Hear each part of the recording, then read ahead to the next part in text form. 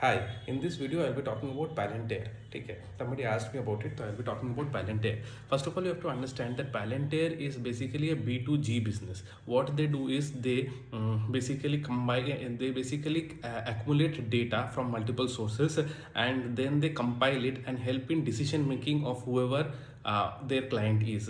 Okay, so they're predominantly around 50 to 55% of the business is coming from a product called Gotham is basically for B2G business. Okay, and then they also have some business which is towards large industries, where they accumulate data from the clients and then from the market, and then they help the client in making better decision making about their business, how to conduct their business.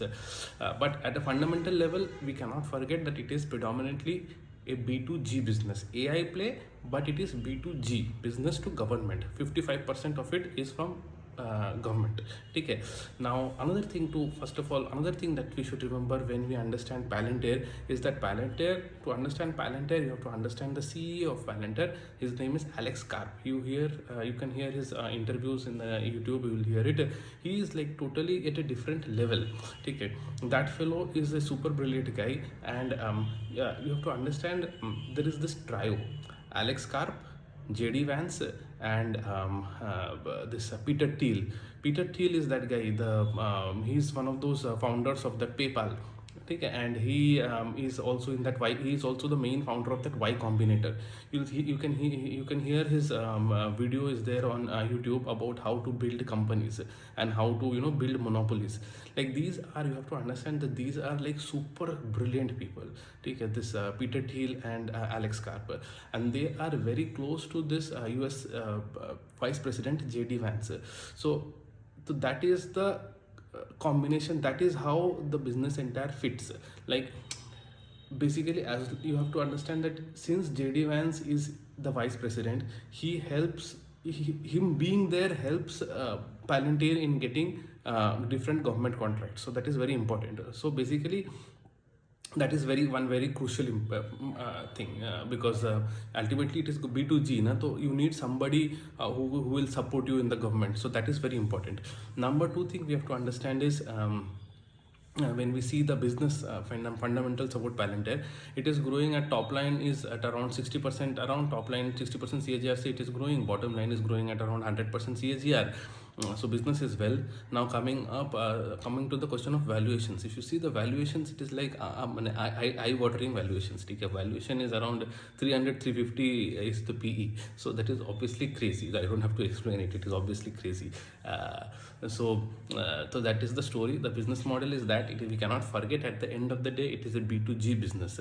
So it should not warrant such high PE. We should remember that. Okay, and also, although it is good, but this thing, what can be the negative side of this business is, number one, if in the next election, Republicans don't come into power, the story of Palantir might slow down. Number one, because them being close to JD Vance is very important for them to get the contracts. Number one, that we have to this thing. Another thing is that I don't think I think it is very weird to invest at these levels. Like it is crazy to enter at like a stock at 350 PE. Okay, this is another thing. Another interesting thing that you can the very interesting thing that you can read about is, like, to understand the might of Palantir, you have to understand that before the Russia-Ukraine war started, a deal was signed between the government of Ukraine, the Ministry of Ukraine, and Palantir. And Palantir basically was helping in gathering the data about the Russian military troops and giving it to the Ukraine government, and helping it to fight against Russia. So you can understand, it is like almost the might of the Russian army was fighting against this one company, Palantir, and still they have not been able to beat Palantir. So you can understand how strong and powerful this company is.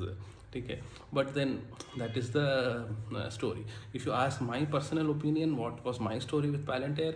I heard about Palantir when it was at around $17, around 1.5 to 2 years back. Then something happened and the stock was like how it happens as usual, the same story. US may volatility is very high, so it came down from $17 to almost $9. I got scared. I still held on. Then it went up from 17 to around 24 $25. There I exited. Okay, that same stock from $24 in a matter of 1.5 years, it is now trading. It went up to $200. From $17 it went to $200, and I missed the entire bus. Okay, now again it has come back to $170 per share approx. But the story is that only the valuations are crazy now, and at the end of the day it is a B2G business. You should remember that, and buying a B2G business at such bonkers valuation is crazy.